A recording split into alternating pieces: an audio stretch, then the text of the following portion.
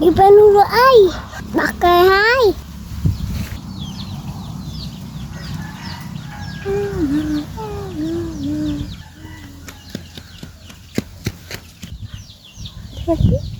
cho một thầu á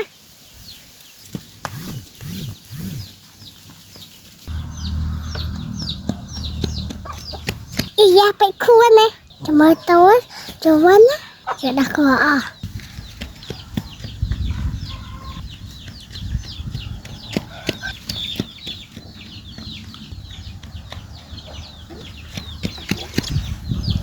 hả hả baby baby